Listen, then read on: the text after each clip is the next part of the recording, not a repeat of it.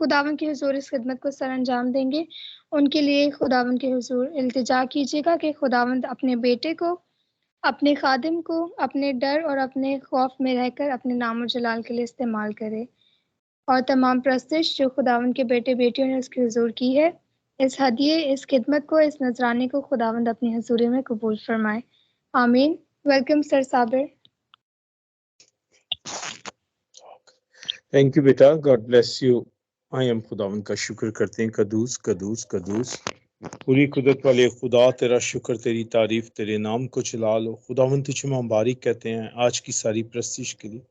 और जितने बहन भाइयों ने आज प्रस्तिश का नजराना तेरे हजूर पेश किया है, बाप उसे कबूल कर और हमें फसल दे कि हम हमेशा तुझे मुबारक कहते रहें और तेरा शुक्र करते रहें। ए बाप तेरा शुक्र, ए बाप तेरा शुक्र, ए बाप तेरा शुक्र। अभी जब के तेरी आवाज़ को सुनने को, तेरा कलाम हमारी राह के लिए रोशनी और हमारे कदमों के लिए चिराग है। इस नबूवत की किताब को पढ़ने वाला, सुनने वाला और इस पर अमल करने वाला मुबारक है। खुदावन तेरे खादों को, पास्टर अशरफ याकूब को तेरे पाक लहू में छुपाते हैं। खुदावन आज जो भी तूने अपने खादम को कलाम दिया है, जब आज कलाम का बीज बोया जाता है हमारी जिंदगी में, 30 गुना 60 गुना बल्कि 100 गुना फल है।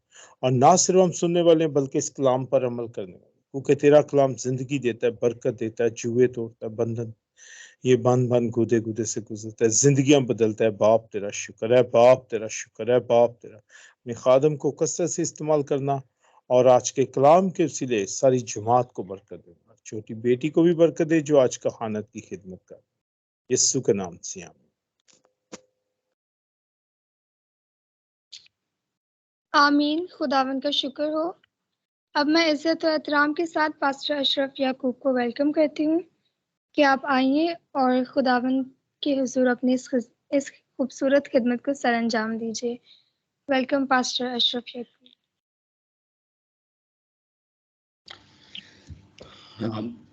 आप सबको मसीह में सलाम। और बड़ी मुद्दत के बाद मैं आप लोगों से मुखातब हूँ।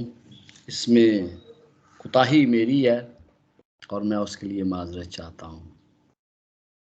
आप सबका, जिन लोगों ने गीतों में हिस्सा लिया, उनका शुक्रिया अदा करना चाहता हूँ। प्रेज़ाइडर के लिए कि खुदावंद हमें मुख्तलिफ तोड़ों के ज़रिए इस्तेमाल करता है।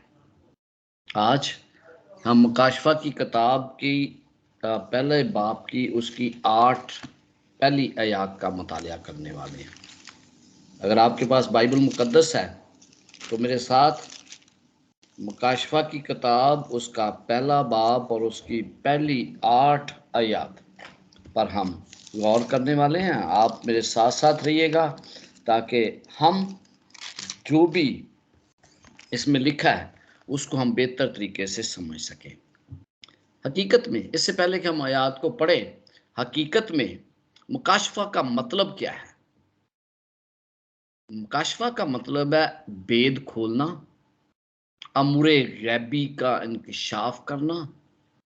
या जब हम मुकाशफा की किताब की बात करते हैं तो इससे मुराद खुली किताब है। इसका मतलब दुनिया में मुस्तकबिल होने वाले वाकया से पर्दा उठाना है। मुकाशफा के लिखने वाले ने इसे ये इन्वान यूना आरफ का मुकाशफा नहीं दिया था, बल्कि वो पहली ही आयत में क्या बयान करता है? पहली ही आयत में वो कहता है यीशु मसीह का मुकाशफा। यानी जो मुकाशफा है ये यूना आरफ का नहीं है, बल्कि वो यीशु मसीह का मुकाशफा है। बस लोग समझते हैं आजकल कि मुकाशफा में जादू पाया जाता है। बहुत से लोग अपने दोस्तों को या दूसरों को इसे पढ़ने से मना फरमाते हैं ताकि ताकि दूसरे लोग खौफजदा ना हो जाए। कई लोग कहते हैं कि उल्टा मुकाशफा पढ़ने से आपका ज़हनी तवाज़ुन ठीक नहीं रहता। लेकिन मेरे अजीजों, ऐसी बातों में कोई हकीकत नहीं, बल्कि मुकाशफा की में आखिरी वक्त के लिए पैगाम पाया जाता है। और आज हम आखिरी वक्त में जिंदगी गुजार रहे हैं। आज हर किसी को इसे पढ़ने की ज़रूरत है, क्योंकि अगर इसका मुतालिया करने से हम मारूम हो जाते हैं तो फिर हम आखिरी वक्त के लिए आगाही के लिए जो पैगाम यहाँ पर दिया गया है हम उसे जान नहीं सकेंगे। लिहाजा ज़रूरी है कि मुकाशवा की किताब का आखिरी दौर में ज़्यादा से ज़्यादा मुतालिया किया जाए। मुकाशवा का मुसन्नफ़ यूहन्ना है। यूं तो बाइबल मुकद्दस में 5 नाम के लोग ऐसे हैं जो यूहन्ना के नाम से जाने जाते हैं। इल्म इलाहियात के ज़्यादातर माहिरीन इस बात से इत्फाक करते हैं कि मुकाशवा का मुसन्नफ़ यूहन्ना यस्सु मसीह का शागिर्द था। मुकाशवा की किताब को बाइबल की बाकी किताबों के मुकाबले में समझना मुश्किल लगता है। इसकी वजह क्या है? इसकी वजह यह है कि इसमें तमाम तलीम और ज़हीरा अल्फाज को जमा कर दिया गया है। लिहाजा बाइबल मुकद्दस की दीगर किताबों से वाकफियत न रखने वाला इसे समझ नहीं सकता। ताहम इस किताब को हमें खुली हुई किताब के तौर पर देखना है कि खुदा चाहता है कि हम इसका मुतालिया करें।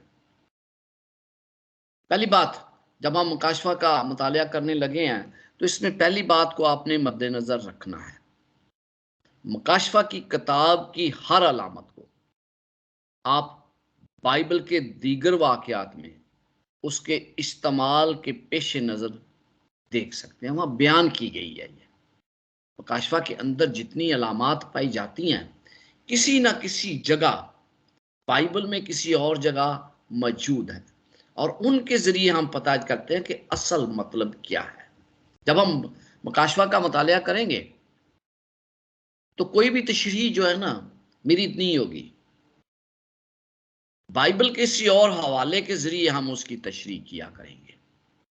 मुकाशवा की किताब में जो अलामती शक्लों में तलीम दी गई है उसमें से कोई ऐसी नहीं जिसे बाइबल के दीगर हिस्सों में सादा अल्फाज में बयान ना किया गया। लिहाजा मुकाशवा की किताब के मुतालिए की ज़रूरी है कि आप बाइबल की बाकी तालीम से वाकफ़ हों। मुकाशवा की किताब में पुराने अहद नामे का जिक्र 600 बार आया है। तो इसलिए आप समझ सकते हैं कि भाई जब इन वाक़यात को समझना है तो उनका हवाला जो है वो पुराने अहदनामे से दिए गए हैं। दुनिया में अच्छाई और बुराई के दरमियान जो जंग जारी है उसके ताम पर ड्राफ्ट सीन होता है। इसमें रूनुमा होने वाले वाक़यात को हम पढ़कर दंग रह जाते हैं। इसके बारे में जानना हमारे लिए इंतहाई ज़रूरी है क्योंकि ये वाक़यात हमारी ज़िंदगी पर भी असरअंदाज होंगे।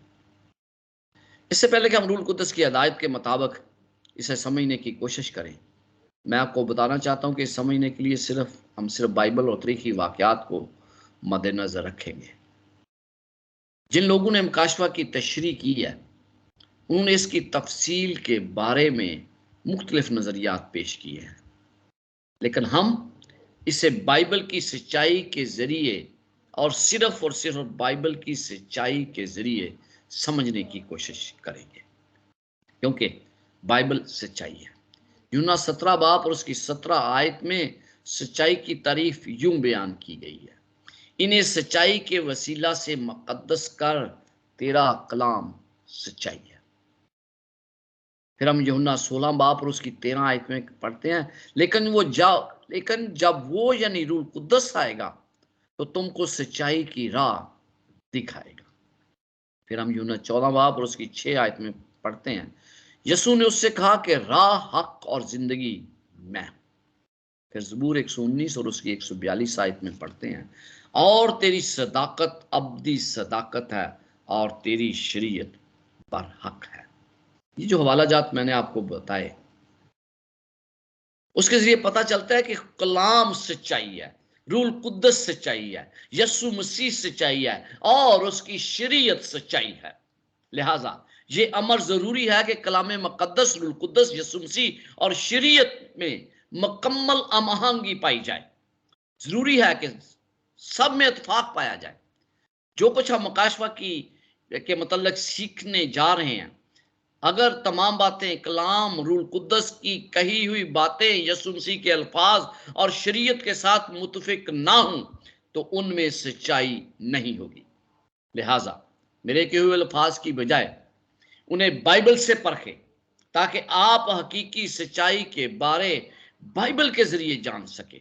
अगर हकीकत समझ आ जाए तो पूरी बाइबल खुदा का मुकाशवा है। मुकाशवा की किताब खास तौर पर आखिरी वक्त में यीशु मसीह का पैगाम आखिरी दिनों में पाए जाने वाली कलीसिया के लिए है। इन तमाम बातें और होने वाले तमाम वाकयात को एक कलर स्लाइड की सूरत में देखता है। शायद हम उस मरीज की तरह हूं जो सर्जरी में जाते हुए घबरा रहा था। डॉक्टर ने उसे बताया, वो डॉक्टर से कहता है कि मुझे मौत से बहुत डर लगता है, मुझे बताए मौत के उस पार क्या है। डॉक्टर ने कहा, मैं नहीं जानता कि मौत के उस पार क्या है। मरीज बड़ा हैरान हुआ और कहने लगा, आप मसीह डॉक्टर हैं और आप जानते नहीं कि मौत के उस पार क्या है। इस गुफ्तगू के दौरान डॉक्टर का कुत्ता उस सर्जरी के कमरे में दाखिल हो गया, जिसे डॉक्टर ने पकड़ लिया। कुत्ता बहुत खुश दिखाई दे रहा था। मरीज की तरफ देखते हुए डॉक्टर ने कहा, आपने मेरे कुत्ते को देखा? वो इससे पहले कभी इस कमरे में नहीं आया।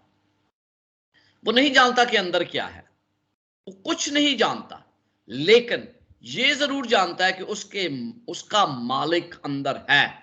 लिहाजा जब उसने दरवाजा देखा खोला तो घबराया नहीं और अंदर दाखिल हो गया। मुझे बहुत कम इल्म है कि मौत के उस पार क्या है, लेकिन मैं ये जानता हूं कि मेरा मालिक दूसरी तरफ है और मेरे लिए यही काफी है। अजीजों, जितनी भी बातें आप समझना चाहते हैं उन्हें रूह कुद्दस के हदायत के लिए समझे, और फिर हमें हमेशा कोशिश होनी चाहिए कि हमारा खुदा हमारे लिए खड़ा है कि वो हमें समझाए। कलाम का मुतालिया करें और फिर भी समझ ना आए तो याद रखें, यस्सु फतह याब हुआ और रूहानी बातों को समझने के मतलब जो भी सवालात आपके पास हों, यस्सु मसीह उसका जवाब देने के लिए तैयार है। रूह कुद्दस से मदद मांगे। जिसने इसको लिखवाया वही मुझे सबसे बेहतर इसकी तशरीह बता सकता है। आपने मुकाशवा पर बहुत कुछ सुना होगा, बहुत सी किताबें का मुतालिया किया होगा।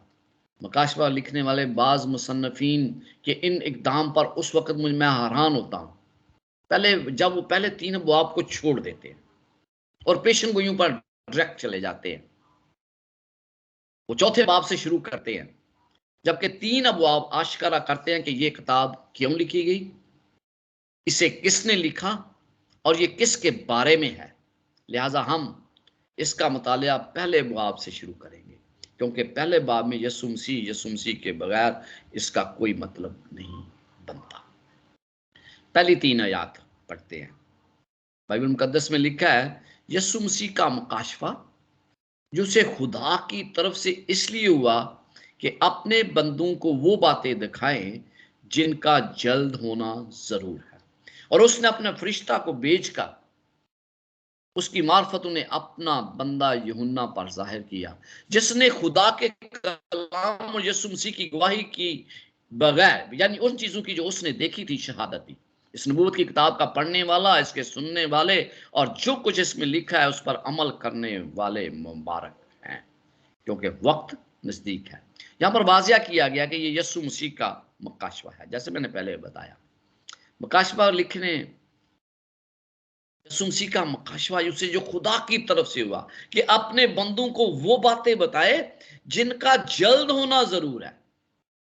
जल्द होने वाली ये बातें इस कलाम में पाई जाती हैं, जिसने खुदा के कलाम और यीशु मसीह की गवाही दी है। और इसीलिए हम इस मुकाशवा को यहां पर वाजिया कर देना चाहते हैं। खुदा बाप ने, देखिए किस तरह खुदा को ये मुकाशवा हम तक पहुंचता है। सबसे पहले खुदा बाप ने यीशु मसीह का मुकाशफा यीशु मसीह ही को दिया, ठीक है ना? क्योंकि गुनाह के बाद तमाम राब्ता यीशु मसीह के जरिए ही मुमकिन है हमारे साथ। मसीह ने फरिश्ते को और फरिश्ता ने यूहन्ना जो खुदा का खादम था उसको दिया, और फिर यूहन्ना ने खादमों तक पहुंचाया। खुदा बाप, यीशु मसीह, फरिश्ता यूहन्ना और फिर उसके खादमों तक ये पहुंचता है। यहां लिखा है कि अगर हम इसे पढ़ते और सुनते और अपनी जिंदगी में अपनाते हैं तो हम मुबारक हैं और बाबरकत है। इसमें 3 बातों का जिक्र किया गया है। हमें इसे सुनने के लिए कहा गया है, इसे समझने के लिए कहा गया है और फिर इस पर अमल करते हुए अपनी जिंदगी में तब्दीली लाने के लिए कहा गया है। हमें इससे पता चलता है कि यह कोई बंद किताब नहीं, बल्कि हमें इसे समझने के लिए कहा गया है। इसमें वो पैगाम पाया जाता है जो आखिरी वक्त में खादमों को दूसरों तक पहुंचाना है। वो उस वक्त तक ऐसा नहीं कर सकते जब तक वो खुद पहले इसे नहीं समझते। हमें खुदावंद यीशु मसीह के मुकाशवा को अपनी जिंदगी का हिस्सा बनाने के लिए कहा गया है। इसमें घबराने की कोई बात नहीं लिखी। इसमें हैरानकुन बातें जरूर हैं, लेकिन इसमें घबराने की कोई बात नहीं। लेकिन हमें उस वक्त से घबराना चाहिए जब यीशु मसीह दुनिया पर आएंगे और हर एक को उसके किए का अजर मिलेगा। हमें यहां पर यह भी पता चलता है कि हमें उसके कलाम से ना तो घबराना चाहिए और ना ही हमें किसी किस्म का खौफ होना चाहिए। इन आयात से हमें यह भी पता चलता है कि इन बातों का तलक दूर से नहीं बल्कि नजदीक से है, जिन बातों का जल्द होना जरूर है। मुकाशवा 1 बाब उसकी 1 आयत में और फिर आप मुकाशवा 22 बाब 6 आयत में भी यही पैगाम पढ़ते हैं। तीसरी आयत में लिखा है वक्त नजदीक है, यानी यीशु मसीह की आमद का वक्त नजदीक है। कलीसिया को यीशु मसीह की दूसरी आगमन का पैगाम दुनिया को देने के लिए कहा गया है। उसे कहा गया है कि कोने कोने तक इस पैगाम को पहुंचाना है। अगर कलीसिया अपने खुदावंद का दिया हुआ काम नहीं करती तो अजीजों, उसको कोई हक नहीं पहुंचता कि वो उसकी आमद की जल्द तवक्को भी करे। लफ्ज यहां पर जो देखा है ना, मुकाशवा में 73 बार आया है, क्योंकि जो कुछ उसने देखा उसने वही कुछ लिखा। और यहां पर इस किताब में लफ्ज सुनना जो है वो 38 बार इस्तेमाल हुआ है। इससे पता चलता है कि यूहन्ना ने रोया में जो कुछ देखा और सुना उसने वो तहरीर किया। यूहन्ना ने इसे तमाम कलीसियाओं में पढ़ने के लिए कहा जो यहूदी रवायात के मुताबिक है, क्योंकि यहूदी सब्त के दिन तरेत की किताब ऊंची आवाज में लोगों के हजूम में पढ़ा करते थे। इसका यह भी मतलब है कि मुकाशवा का पैगाम यूहन्ना के वक्त में भी खुदा के खादमों पर लागू होता था कि वो उसकी पैरवी करें। यहां पर पढ़ने और सुनने वाले दोनों के लिए बरकत का जिक्र किया गया है। एक बात जो यहां पर जो बात लिखी है ना, इस नबूवत की किताब का पढ़ने वाला लिखा है और इसके सुनने वाले और जो कुछ इसमें लिखा है इस पर अमल करने वाले मुबारक हैं, क्योंकि वक्त नजदीक है। मुकाशवा में ये क्यों लिखा है कि सुनने वाला, पढ़ने वाला क्यों लिखा है? जब ये लेटर की सूरत में, एक खत की सूरत में 7 कलीसियों को जा रहा था, सिर्फ एक कलीसिया को नहीं जा रहा था। तो यूहन्ना ने लिखा और लिखने के बाद उसने इफिसस की कलीसिया को जो सबसे नजदीक थी, पतमस के जजीरे के पास, उसके पास भेजा। तो उसमें एक ही खत था, उसमें एक शख्स खड़ा होकर पढ़ता था और दूसरे लोग सुनते थे। सुनने वाले इसलिए लिखा गया है और अमल करने वाले। तो जब ये पढ़ लिया जाता तो उस असली खत की कॉपी बनाकर अपने पास रखी जाती और उसे दूसरी कलीसिया को भेज दिया जाता। मुकाशवा पहले बाब की 8 आयात के सैकड़ों सबाब से मुतल्लक अहम मालूमात हमें दी गई है। ये आयत बताती है कि मुकाशवा की किताब कैसे और किस मकसद के लिए लिखी गई। इसमें मुकाशवा के मुसन्नफ और मुकाशवा की किताब का अहम मौजू बयान किया गया है। इसे हम 3 हिस्सों में तकसीम करते हैं और हम देखते हैं कि रवायती तौर पर ये एक खत है। खत का तार ऐसे लिखा गया जैसे खत है, और आपको पता है कि खत का ये नहीं कि उसका एक हिस्सा भी पढ़ लिया जाए, एक हिस्सा बाद में पढ़ेंगे, एक हिस्सा परसों पढ़ेंगे, एक हिस्सा महीने बाद पढ़ेंगे। नहीं, हद का मतलब ये है कि एक ही वक्त में पढ़ा जाए, और ये उसी वक्त पढ़ा जाता था।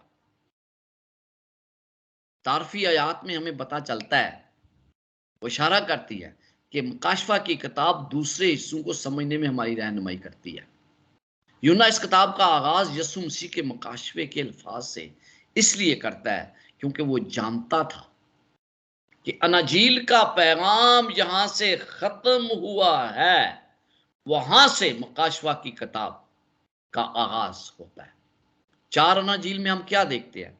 यीशु मसीह की पैदाइश, उसकी जमीनी जिंदगी, और इसके बाद आसमान पर जाने के मतलब। इसके बाद मुकाशफा की किताब लिखी गई, यानी यीशु मसीह आसमान पर जाने के बाद बाप के दाएं तरफ बैठे थे। अब वो पूरी दुनिया के बादशाह के तौर पर आसमान पर मौजूद है, और इस किताब के पढ़ने से ये समझने में हमारी रहनुमाई होती है कि आखिरी वक्त में जो वाकयात होंगे वो क्या है। अब यीशु मसीह, क्योंकि अनाजील में हमें पता चलता है कि यीशु मसीह आसमान पर चला गया, यहां पर हमें क्या पता चलता है? मुकाशफा में हमें यह पता चलता है यीशु मसीह आसमान से नीचे आया। क्यों आया? ताकि अपने बंदों को वो बातें दिखाए जिनका जल्द होना जरूर है। खुदा राजों को जानता है। ये इबारत मेरी तवज्जो जो है ना, दानियल 2 बाब उसकी 28 आयत की तरफ दिलाती है। यहां पर क्या लिखा है? लेकिन आसमान पर एक खुदा है जो राज की बातें आश्कारा करता है, और उसने नबूकत नजर बादशाह पर जाहिर किया कि आखिरी अयाम में क्या वकू में आएगा। यीशु मसीह ने कोई जैतून पर उन बातों का इंकशाफ किया जो उसकी आमद से पहले वकू में आएंगी। यूना यकीन हकीकत में बता रहा है कि जो कुछ खुदा ने दानियेल की मार्फत और उसके बाद यीशु मसीह की मार्फत कहा, वो जल्द वकू में आने को है। इन बातों का खुदा की मर्जी के मुताबिक होना इस बात का दावा है कि जो कुछ मुकाशफा में हुआ वो एक हादसा नहीं था। सलीब और दूसरी आमद के दरमियान होने वाले तमाम वाकयात इस बात के गवाह हैं कि यीशु मसीह जल्द इस दुनिया में आएगा। यीशु मसीह यहां यह बता रहा है कि ये तमाम वाकयात कैसे और क्यों वाकया होंगे। ये किताब हमारे अंदर जुनूनी तजस्सुस की तस्कीन के लिए नहीं है,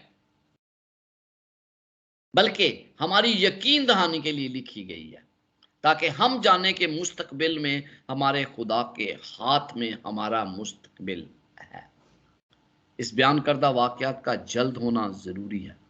आज इस किताब को लिखे 2000 साल हो चुके हैं, और इसमें ऐसे वाकयात भी दर्ज हैं जो अभी तक वकू में नहीं आए। जब हम इसका मुतालिया करेंगे तो हम नुक्ता नजर को मद्देनजर रखते हुए जरूरत के तहत इसे समझने की कोशिश करेंगे। उसकी नजर में 1000 साल एक दिन की मानद है। दूसरा पत्रस 3 बाब और उसकी 8 आयत में लिखा है, खुदा के नुक्ता नजर के मुताबिक वक्त बहुत करीब है। शैतान के पास कम वक्त है, क्योंकि वो यीशु मसीह की सलीबी मौत के जरिए शिकस्त खा चुका है। हमें हमेशा याद रखना चाहिए कि यीशु मसीह ने ये तमाम कुछ हमें इसलिए बताया है ताकि हम उसकी तैयारी कर सकें। यीशु मसीह जल्द इस दुनिया का खात्मा कर देगा, और हमें उसकी आमद की तैयारी ये जानते हुए करने की जरूरत है कि वो हमारी जिंदगी में आ जाएगा। मुकाशफा की किताब में बयान करदा तशबीहात यूहन्ना की तख्लीक करदा नहीं थी, बल्कि यूहन्ना ने जो कुछ देखा और रूह कुद्दस की रहनुमाई में अपने अल्फाज में दर्ज किया। काशवा 1:3 में वाज़िया तौर पर बताया गया कि यूहन्ना रूह कुद्दस की रहनुमाई में सब कुछ लिख रहा था। मुकाशवा का मुसन्नफ बाज लोग कहते हैं यूहन्ना नहीं है। उसकी कई वजूहात बताई जाती हैं, लेकिन जब हम देखते हैं कि इसमें मुताबिकत कितनी पाई जाती है यूहन्ना की अंजील और इस यूहन्ना की किताब में, तो हमें पता चलता है कि ये इसका मुसन्नफ एक ही है। किताब के इस किताब के आखिर में बरक़ात का भी जिक्र किया गया है, और देख मैं जल्द आने वाला हूं मुबारक है वो जो इस किताब की नबूवत की बातों पर अमल करता है। मुकाशवा 22 बाब और उसकी 7 आयत। इन तमाम बातों की रोशनी में इस किताब को पसे पुश्त या नजरअंदाज नहीं किया जा सकता, क्योंकि ये आम किताब नहीं है। ये खुदा का कलाम और फिर यीशु मसीह की गवाही है। इसे कलीसिया में पढ़ने के लिए और फिर इस पर अमल करने के लिए कहा गया है। कलाम मुकद्दस में लिखा है, मगर ज्यादा मुबारक वो हैं जो खुदा का कलाम सुनते और उस पर अमल करते हैं। इससे हमें यह भी पता चलता है कि वो कलीसिया भी मुबारक है जो इस किताब का मुतालिया संजीदगी से करती है, क्योंकि वक्त नजदीक है। इब्तदाई मालूमात बयान की गई और इसके बाद हम देखते हैं कि चौथी आयत में क्या लिखा है। आइए, लिखा है, यूहन्ना की जानब से उन 7 कलीसियों के नाम जो आसिया में हैं, उसकी तरफ से जो है और जो था और जो आने वाला है, उन 7 रूहों की तरफ से जो उसके तख्त के सामने हैं, और यीशु मसीह की तरफ से जो सच्चा गवाह और मुर्दों में से जी उठने वालों में पला उठा और दुनिया के बादशाह पर हाकम है, तुम्हें फजल और इत्मीनान हासिल होता रहे।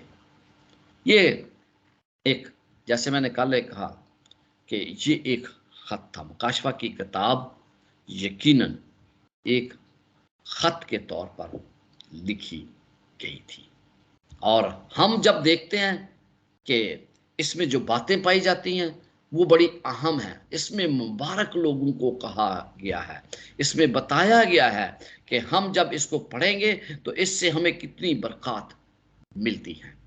जब हम इसका मुतालिया कर रहे हैं तो यकीनन इसको समझें और इसको ज्यादा से ज्यादा जानने की कोशिश करें। इसके अल्फाज दूसरे मुसन्निफीन के साथ मुत्तफिक होते हैं। जब हम देखते हैं कि ईमानदारों को इसे कबूल करने के लिए कहा गया है, वो जिंदगी इस कलाम के मुताबिक हासिल करे। यूना बयान करता है कि ये फजल और इत्मीनान किसकी तरफ से है? उसकी तरफ से जो है और जो था और जो आने वाला है, और उन 7 रूहों की तरफ से जो उसके तख्त के सामने हैं, और यीशु मसीह की तरफ से। अगरचा तसलीस का लफ्ज मुकाशवा या बाइबल मुकद्दस में की इस्तेमाल नहीं किया गया, लेकिन इन तीनों की तरफ से फजल और इत्मीनान पूरी कलीसिया के साथ बरकत के साथ है, जो है और जो था और जो आने वाला है। से पता चलता है कि ये वही खुदा है जो माजी में अपने लोगों को बड़े बड़े काम उनके लिए उसने किए, जो हाल में उनकी निजात के लिए काम कर रहा है। और अगर हम उसके वादे पर यकीन रखते हैं और उस पर ईमान लाते हैं तो मुस्तकबिल में अब्दी जिंदगी देगा, जो है, जो था और जो आने वाला है। यहां पर उन 7 रूहों का भी जिक्र किया जाता है। ये 7 रूह क्या है? लिखा 7 रूहों की तरफ से जो उसके तख्त के सामने है। इससे मुराद रूह कुद्दस है, जो इन 7 कलीसियों में काम करता है। नए अहदनामे में रूह कुद्दस की नेमत का जिक्र किया गया है, जो मुख्तलिफ तरीकों से कलीसिया में काम करता है। हर कलीसिया की हौसला अफजाई की गई है कि वो इस कलाम को सुनने जो रूह कुद्दस उन्हें देता है। और फिर लिखा है यस्सु की तरफ से जो सच्चा गवाह और मुर्दों में जी उठने वाला पलौठा और दुनिया के बादशाहों पर हाकिम। इन 3 अल्फाज के जरिए यूना रसूल बताता है कि यीशु मसीह कौन है। पहली बात, वो सच्चा गवाह है, और यूना की अंजील में बार बार इसका जिक्र किया गया है कि यीशु मसीह सच्चाई का गवाह है। यीशु मसीह ने पिलातुस से कहा, मैं इस वास्ते दुनिया में आया कि हक पर गवाही दूं। उसने अपनी सलीबी मौत के लिए सच्ची गवाही पर मोहर सबत कर दी। उसकी मौत ने तमाम चीजों को अपने इख्तियार में ले लिया, और फिर यीशु मसीह ने मौत पर फतह पाई। दुनिया के बादशाहों का हुक्मरान वो बन गया।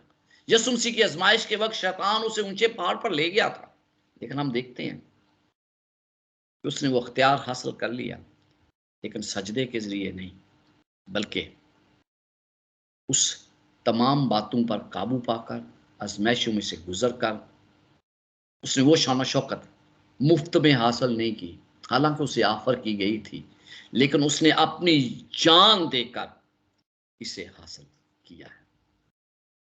हमें यसु मसीह की शनाख्त के मुतल्लक बताने के बाद यूहन्ना रसूल बताता है कि वो क्या कर रहा है। ये अल्फाज जाहिर करते हैं कि यसु मसीह ने हमारे लिए क्या किया, जो हमसे मोहब्बत रखता है और जिसने अपने खून के वसीला से हमको गुनाहों की खलासी बख्शी है और हमको एक बादशाही भी अता की है।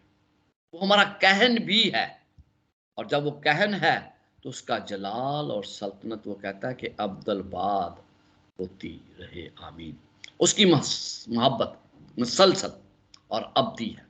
फिर यूहन्ना खुदा के मुसलसल मोहब्बत का के सबूत पेश करता है, जिसने अपने खून के वसीला से हमको गुनाहों की खलासी बख्शी।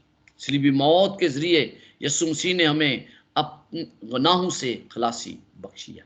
जो कुछ सलीब पर हुआ, जो कुछ यसु मसीह की अब्दी मुसलसल मोहब्बत को जाहिर करता है।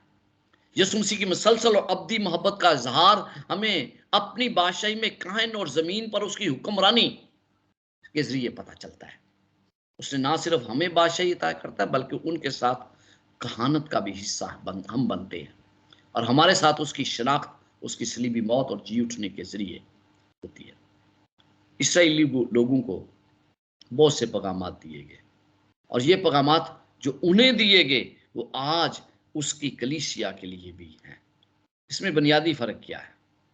उन्हें कहा गया तुम ही मेरी खास ममलकत होगे, जबकि आज के बरगजीदा लोगों को भी खास ममलकत और बादशाही अता की गई है। यानी इसराइलियों के लिए ये मुस्तकबिल की बात थी, जबकि आज हमारे लिए ये सब कुछ माजी में कर दिया गया है। अल्फाज पर गौर करें, लेकिन तुम एक बरगजीदा नस्ल, शाही कैनू का फिरका, मुकद्दस कौम और ऐसी उम्मत हो जो खास की खुदा की खास मलकियत है। पौलुस रसूल के मुताबिक मसीह लोगों को यह मकाम दिया गया है कि वो खुदा के साथ आसमानी मकामों में बैठे और यीशु मसीह में शामिल होकर उसके साथ जलाल और आसमानी मकामों में उसके साथ उन्हें वो बैठाता है। हम इस मुकाशवा की किताब में बहुत कुछ सीखने वाले हैं। मुकाशवा की किताब सिर्फ ये नहीं बताती कि यीशु मसीह कौन है, बल्कि हमें ये भी बताती है कि हम उसके साथ मुत्तहिद हो जाते हैं तो क्या बन जाते हैं। जिस तरह यीशु मसीह को जलाल मिला, उसी तरह हम उसके जलाल में भी शामिल हो जाते हैं, और जब हम उसके जलाल में शामिल हो जाते हैं तो इसका मतलब ये है कि हमारी तवज्जो उन दुनिया की मुसीबतों और उसके वसाइल में ही फंस नहीं जाती, बल्कि अपनी नजरें हम आसमानी मकामों पर लगा लेते हैं, हम यीशु मसीह पर लगा लेते हैं। उसके आसमानी मकामों को बुलंद जहां पर वो हमें करना चाहता है, हम वहां पर हमारी नजरें हैं। मैं आपको, जब बनी इसराइल खुदा की सरजमीन की तरफ बढ़ रहे थे ना, तो उनकी आंखें तो कनान पर थी, लेकिन उनका दिल मिस्र में था। क्यों? जब उन पर मुसीबत आई तो कहने लगे नहीं नहीं, हमें वो मिस्र, वहां पर हमें गोश्त की हंडियां मिलती थी, हमें ये मिलता, हमें ये मिलता। लेकिन गुलामी की हालत में उन्हें जो मार पड़ती थी, उन्हें जो रिलीजियस फ्रीडम हासिल नहीं थी, वो उसको भूल गए कि उन पर क्या मुसीबतें थी। क्या हमारी नजरें आसमान पर जरूर लगी है? क्या हमारा दिल जो है इस दुनिया में मगन नहीं है?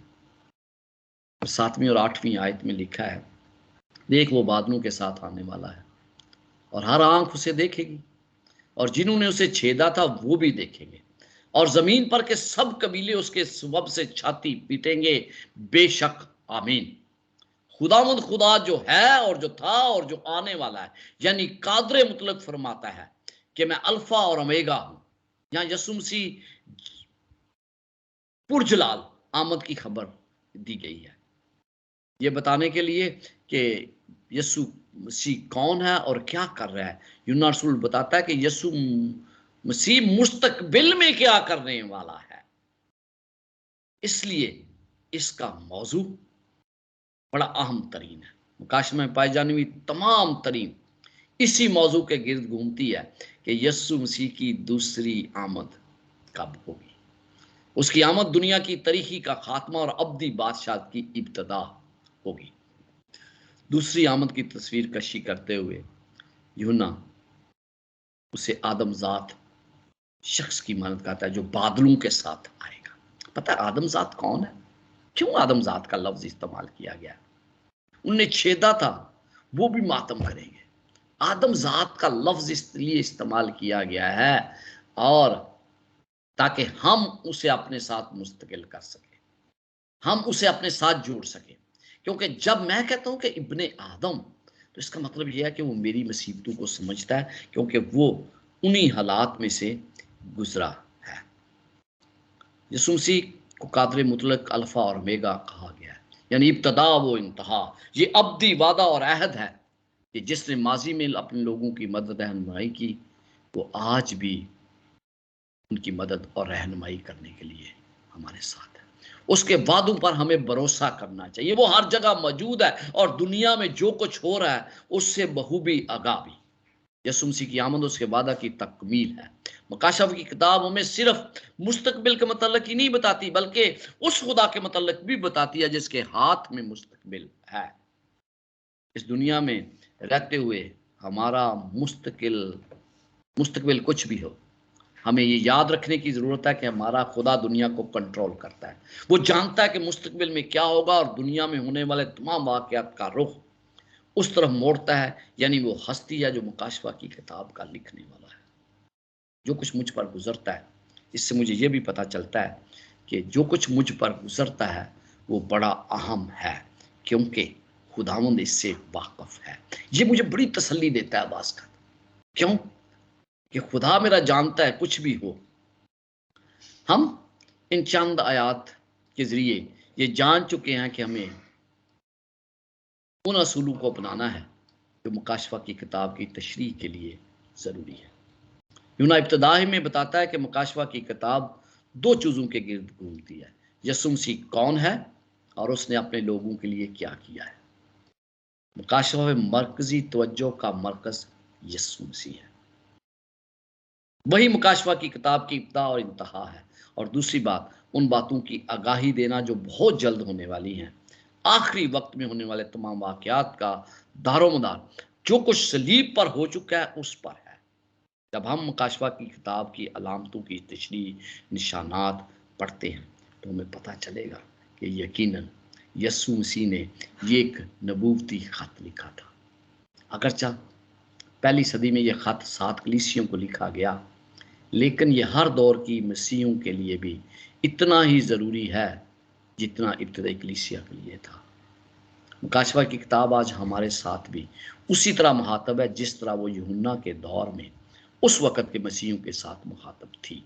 मुकाशफा की किताब में चंद बातें ऐसी हैं जिनको हम उस वक़्त तक मुकम्मल तौर पर नहीं समझ सकते जब तक वो वाक़या ना हो।